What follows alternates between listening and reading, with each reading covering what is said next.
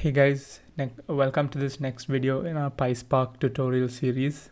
Today we're going to be looking at how to upload a CSV file directly into your database file store from your local storage, and then how to access that CSV file that you've uploaded into the Databricks file store or DBFS, and how to access it directly from a notebook. So let's dive into the demo right away.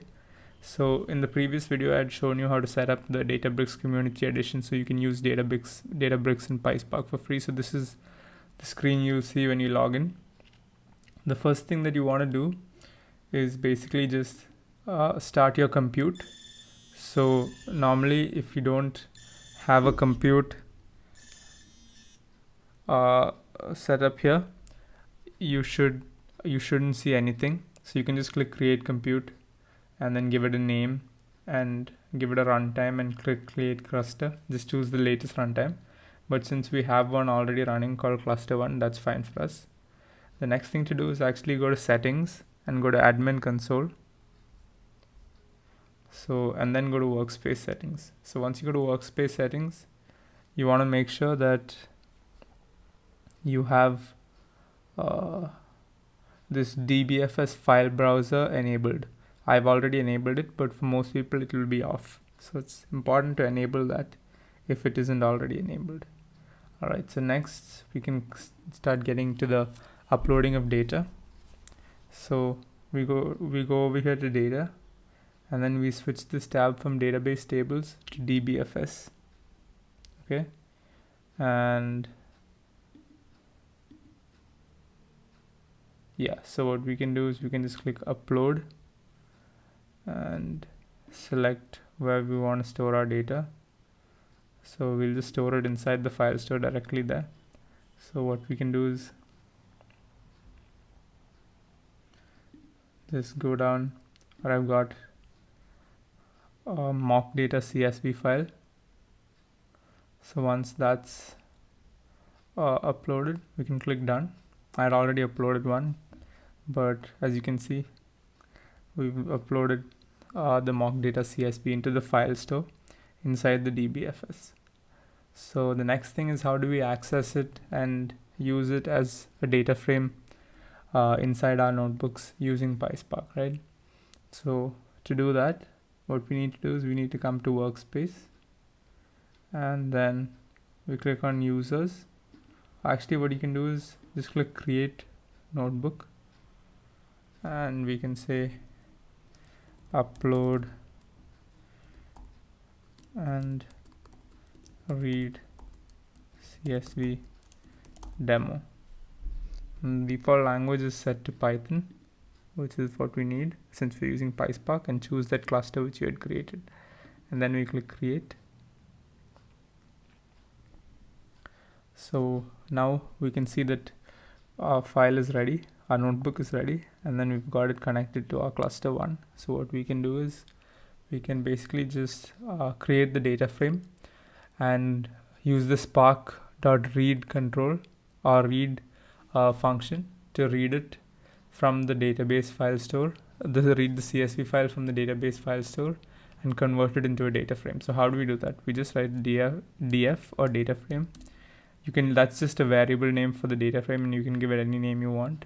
And then here's the important part: you do spark.read.format, and then inside brackets and double quotes you write CSV, which is the format type. So if you're doing PARQUET or JSON, you would specify that here. I'll show you some examples with those data types as well. Then you do option, and then you can specify header inside double quotes, and then after comma you can specify true or false in double quotes, depending on how you've structured your CSV data, or how your CSV data is structured rather.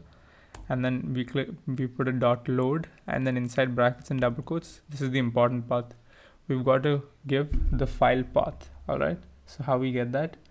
We go to data, and we go over to our DBFS, and then we go over to the data which we just uploaded, which is mock data -1.csv, and then we see this copy path, right?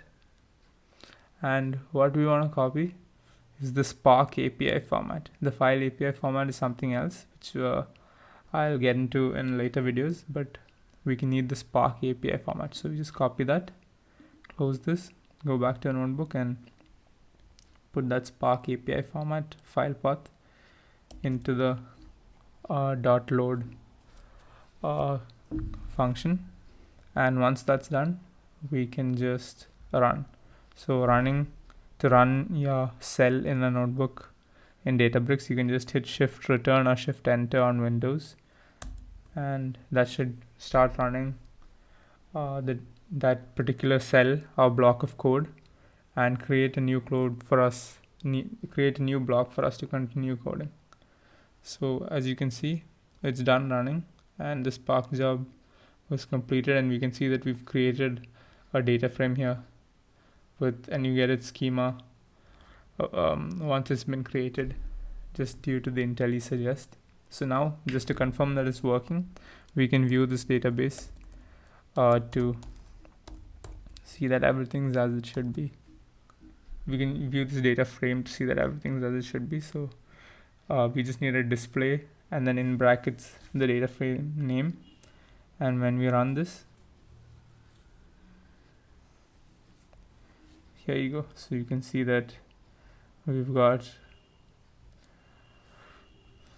basically a CSV file, just to confirm that it is the same CSV file.